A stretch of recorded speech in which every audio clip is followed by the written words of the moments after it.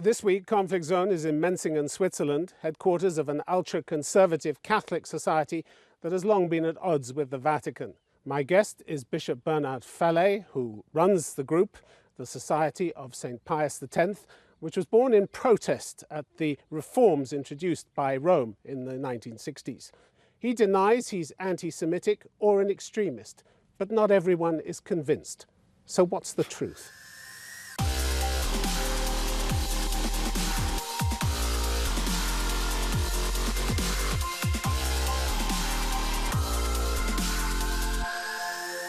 Bishop Fellay, welcome to the Conflict Zone.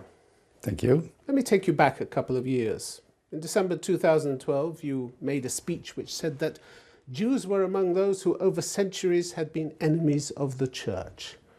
Why did you say that? I said it, I think this phrase has made a lot of controversy for As nothing. you knew it would? For nothing. As you knew it would? No, because it was absolutely not my intention. No, my intention was just to present that the Jews would like or would look at the Church as an enemy. It was not the presentation on the other side. Maybe I was not expressing myself correctly. But you never thought fit to apologize for all the outrage and the concern that this caused? No, we made a correction. We said first it was wrong to pretend that I was aiming at every Jews or the Jewish people. That's wrong. I've never meant that. And then you blamed the press? No. You blamed the press for picking it up? Well, it's possible. At least one reporter who said that I would have said the Jewish people, and I've never said the Jewish people. Rome slapped you down as well.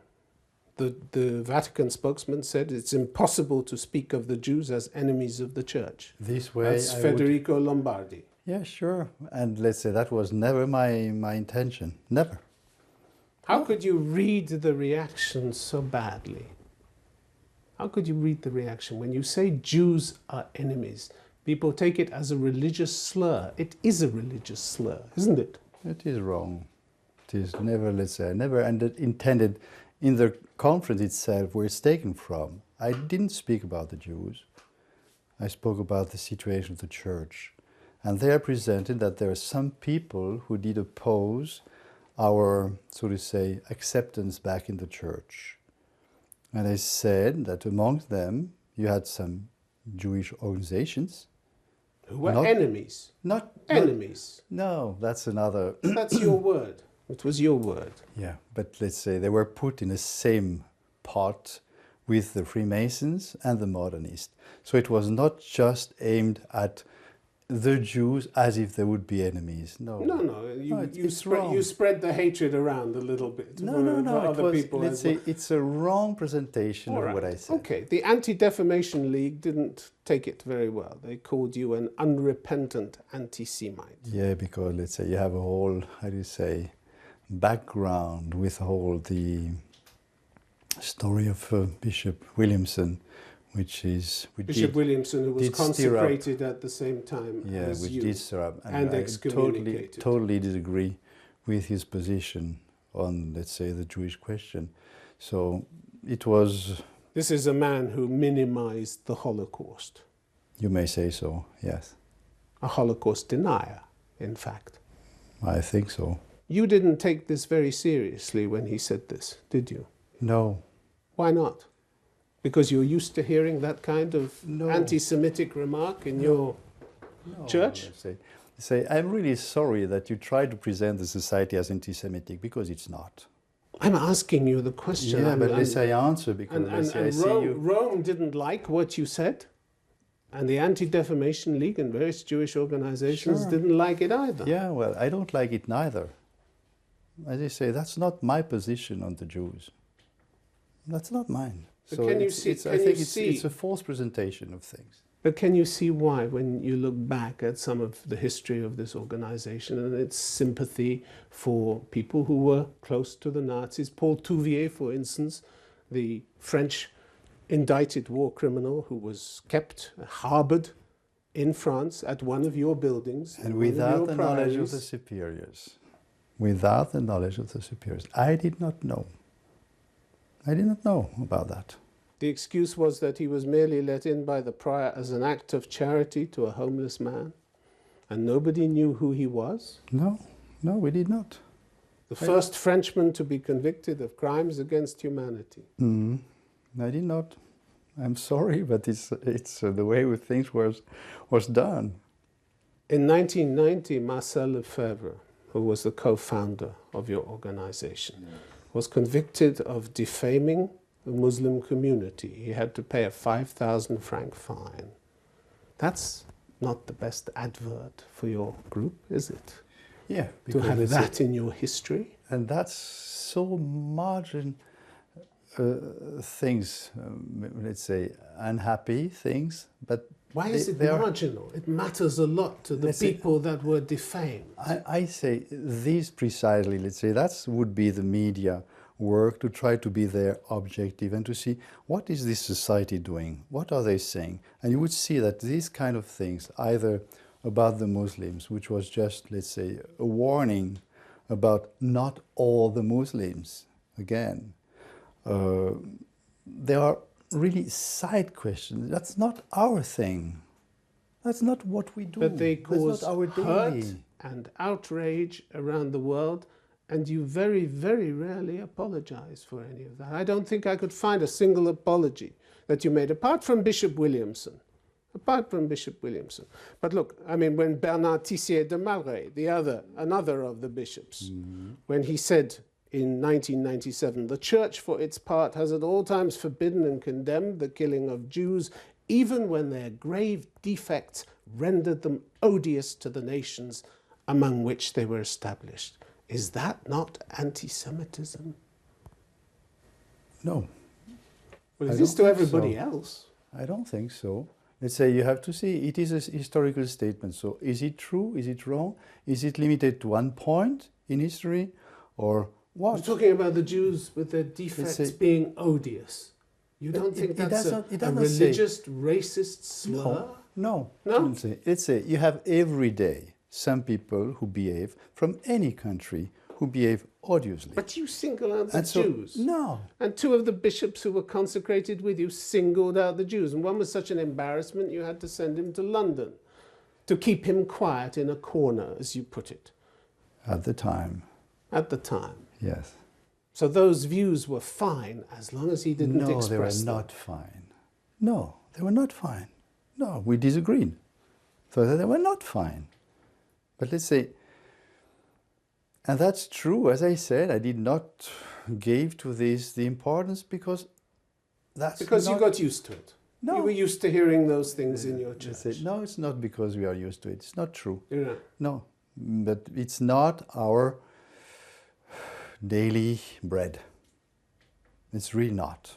Bishop Fellay, Canon 218 in the Code of Canon Law. Are you familiar with it?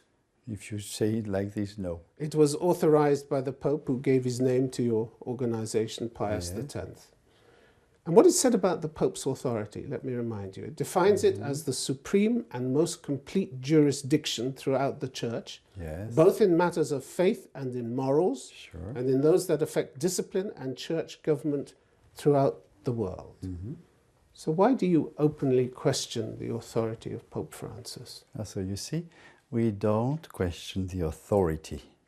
What we question is certain acts made with more or less authority, never made with the highest authority.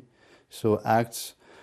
Vatican II, which you question, the reforms that were brought in the 60s, you question those, and they are binding on all Catholics. No. You know that. No. They are binding on all Catholics. No, they are not binding. If you look at, it's a part of the document of the council, even the bishops of the council asked, now tell us, is this council infallible or not? And you have, as a part of the document of the council, a statement from the secretary of the council which states that is infallible in the council what the council says to be infallible. And you have no places where it says, of course, is infallible what was infallible before, which is absolutely normal. So what was dogma before remains dogma. But the council itself did not want to bind with infallibility. You said in October 2013, the situation of the Church is a real disaster And the present Pope is making it 10,000 times worse. That is enormous disrespect to the authority of this Pope, isn't it? It might look as a disrespect. It was just a Bishop statement. Fellay, of course it's disrespect. It's a statement. You're telling him he's a disaster. Yes. Right against your own rules, which say the Society of St. Pius X humbly submits to the authority of the Pope and pays him all the reverence due to the chosen head of God's church, and then you call him a disaster. Yeah. That's not paying all the reverence due to the chosen head of God's church. That's an insult, isn't it? No, it's not necessarily an insult. And the Pope has This is reverence to you. This is reverence, saying that he's a disaster. It And is his not an church is a insult. disaster. It is not an insult. It is certainly an expression of a disagreement. Yes, it is. It's a bit more than that, isn't it? He's making things 10,000 times worse. Yes, of course. It is, let's say, a rhetorical expression. I recognize that. Do you think Pius X would have tolerated insubordination of that kind from one of his bishops? A bishop who had been Yes, excommunicated? well, He wouldn't, would he? I question the word insubordination because it is not an insubordination. It is Disrespect. Disrespect. It is, yes, you may say it is not the highest respect. But when I greet him, I certainly do show him my respect. I do. And then behind his back you say he's a disaster. It was not in his back. It was really... But you didn't say it to his face, did you? No. No. So it's behind his back. No, you cannot say that because he knows it. But it seems, Bishop Fellay, that you pick and choose which aspects of tradition you like to follow. Give me an Don't you? example. Well, I've just given you the example. You promise to pay all the due reverence to the chosen head of God's church, and then you say he's a disaster. Other bits of tradition, like the Tridentine Latin Mass, you support. So you pick and choose which of the church's rules you follow and which you choose to ignore. No, I don't agree with you because, let's say, the determining point of why I accept something or I say, here I have a problem, is the church teaching. It's not me. It's what the church has taught throughout the centuries. It's so the magisterium, it's the popes who said. And that's why we express to the authorities in Rome our problem. We say, we would like to obey you, but we have a problem of conscience because you are asking the contrary of what your predecessors. And at that point, said. your humble submission to the authority of the Pope disappears out of the window. No, I don't. Let's say I would not go so far. Let's say you have to understand the words. Humble submission, it is true, sounds very nice, but I think we behave not common as any other Catholic. I don't think that our behavior, or let's say our appreciation towards the Pope, is much different of any other. Isn't it arrogant No, on your part? I don't think You so. don't have the responsibility of running a church. Well, You don't have the Vatican's responsibility. You and your sect are apparently the only people who know the true path of Christianity. And hundreds of millions, including the cardinals and the Pope, they don't know this as well That's as you a do. beautiful caricature which you just made now. We are in discussion with Rome, so we know what they think about us. And we are in discussion with Rome. Not only now. You've been in discussion for years Yes. with Rome. So we know what they think, and they don't say what you just said. They do consider us as Catholics, not as a sect. You were excommunicated. Yeah, The 4 bishops. excommunication was lifted. Yeah, it is But true. that's the ultimate sanction of the Catholic Church, isn't it? To excommunicate. To a person, yes, but not to a group. The group was never. You were warned Sanction. that if you went ahead with the consecration, you would be excommunicated. Yes, it is you true. still went and did it and Yes. set yourself against the Church. Yes. And you don't We repent for having done this. No, I don't think so. Pope Francis, what have you got against him that he's such a disaster? Is it that he says the church has grown obsessed with abortion and same-sex marriage and contraception. Is it this that you dislike about him? There is no question of dislike. He is in charge of governing the church. So he's in charge of having this church doing its job. And the duty of the church is to save souls. That's the main concern. That is to bring the souls to heaven. And to remind to this world God's commandment. And say the church is the voice of God. And when he does that, and he does that a lot of times, I'm very happy. He criticized the church for putting dogma before love and for prioritizing moral doctrines over serving the poor and the marginalized. Yes, well, isn't that what you do? No. You put dogma ahead of love? No, both go together. There's no way. It's wrong to put an opposition between both. They go together. The truth without love is doing nothing. But love without truth is wrong too. You need both. You need dogma and you need also love. Then what do you spend your time talking about? You talk about doctrine inside the church. You talk about Latin Mass. You talk about the evils of Vatican II as you see them. Yes. But you seem to ignore the fact that in 100 countries around the world, Christians are being persecuted on a daily basis. Oh, and we suffer with them. You know, You suffer with them, but you never say anything about them. Sure, we do. When? When did you last say anything about this? Oh, you can look from the start. I did. When we spoke against the persecution from the communists against the Christians, it does not start from today that the Christians are suffering. But they're suffering more now than at any time in recent history. You look at the reports. Right now it's very hot. And 102 everywhere. countries. It's enormous, yes. And what do you think God cares more about? Latin Mass or the persecution of Christians? What do you think he cares more about? He cares about everything. What do you think he cares more about? Like is this dogma or love? I don't like as this Pope kind Francis. It's you oppose two things which cannot be opposed. So I refuse to enter into this kind of antagonistic reasonment. It's not right. It's really absolutely not my position. As I said, God is the God of the truth, but he's the same, the God of love. And it goes so far as St. John said, who loves God knows him. Because God is charity. I want to talk to you, if I may, about your attitude towards homosexuality. Mm-hmm. Why do you rail against people who are attracted to the same sex? Why is that anathema to you? So we distinguish two things. First, we are bound, let's say, if we present ourselves, our Catholics, we are bound to represent the teaching of the Church on that point, and not what we think, but really what the Church teaches. And throughout the ages, and we are talking here about morals, these things which do not change. And we distinguish here two things which are very important to distinguish. First is, let's say, what somebody is. That belongs to the Catholic teaching, that everybody who comes in the world comes with, I may say, a terrible mark, a terrible heritage, which is the original sin.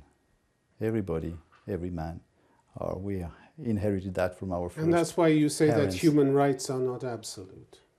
No, because God's rights are before human rights. But let's say, in that sense, but they fit together. But first, so you may have people, well, everybody has bad tendencies. And you may have people who would have tendencies, I may say, against the nature. Okay, they have it. Okay. It does not mean that they are bad for that. But they need, of course, to do what they can to get, to be masters of this. We distinguish this. But you said in 2010 the Church's problem is not celibacy but homosexuality. If you want to prevent abuse, you have to keep homosexuals out of the priesthood. And I still you confuse two things though, because abuse is what is done by pedophiles, which is a crime. Homosexuality Yes. is a sexual orientation. And when They're we say- different things, let's aren't say- they? I'd say I agree that we need to distinguish there, and many times, unfortunately, this distinction is not made between, let's say, as I said, But you didn't what- make the distinction, what you have. did you? Say, well, I may say, with the time going, we become more precise. There was a time when we said, when somebody would say homosexual, he would mean the acts, and not just these tendencies in yourself, which have to be distinguished. They say homosexual acts. When I say pedophile acts, of course, I distinguish There is- both. there Okay, is different. granted, I distinguish both. But how can the Catholic Church, Bishop, preach principles about sexuality when it has covered up its own crimes and misdemeanors in this area for so long? How can it? How does it have the moral authority to do that? Let's say, let's distinguish again. The law of the Church has always been very clear. You quoted canon law. You can see that in canon law, pedophilia, and not only homosexuality, but pedophilia is very, very strongly condemned. But it went on in That 10 means- that countries, means and that it some went on people- for years. That means that some people did not apply the law of the Church. They were unfaithful to the law they were bound to follow. Are you ashamed of that? Yes, I'm really not happy of that. Yes. Yes. You hang your head in shame? Oh, yeah. What Yes. about equality, Bishop Fellay? What do you mean with equality? Equality between men and women, for instance. Pius X had his own views about equality, didn't Yeah. he? Between men and women. He didn't think there was any, did he? Wrong. Wrong. Yes. Woman can never be man's equal, he said, and cannot therefore enjoy equal rights. Few women would ever desire to legislate, and those who did would only be classed as eccentrics. Yeah, you have to distinguish things when you speak of rights. If you Would speak you go of along with that? If you speak of, I just make again a distinctions. I think many things can be cleared if you distinguish things. And here on that question, let's say of women and men, it is clear that, let's say, a man is not a woman and a woman is not a man. So But that's not the point he was making. each one has, so to say, abilities or qualities which make them fit or better for doing some works, or some, not only works, but operations, actions. So you stand by what he said all those years ago, and a century and ago. You stand by what he said. And explaining what it means. Yes, but he says few women would ever desire to legislate. Parliaments around the world are full of women who legislate. Today they are full, yes. Yeah, so you can't Yes. stand by that statement, can you? You can't continue to stand. It's out of date, isn't it? It's out of date.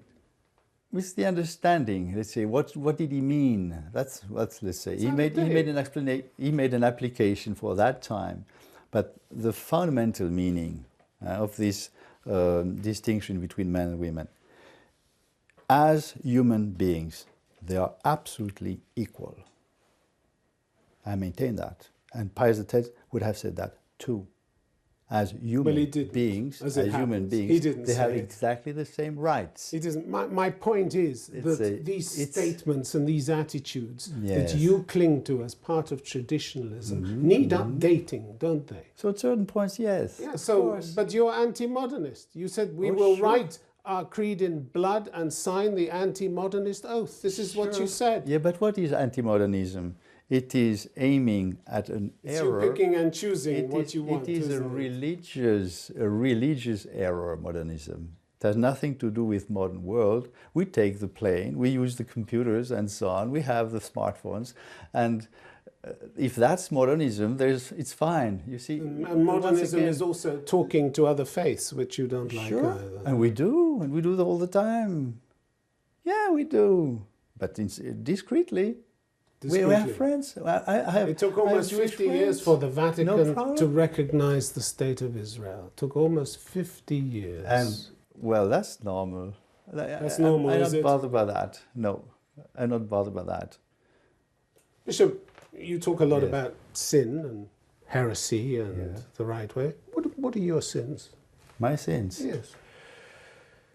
Oh, probably probably talk a little bit too much. Yeah, I would say so. Talking too much. Yeah.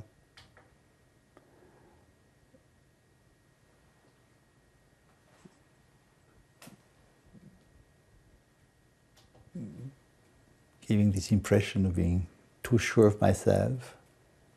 Yeah.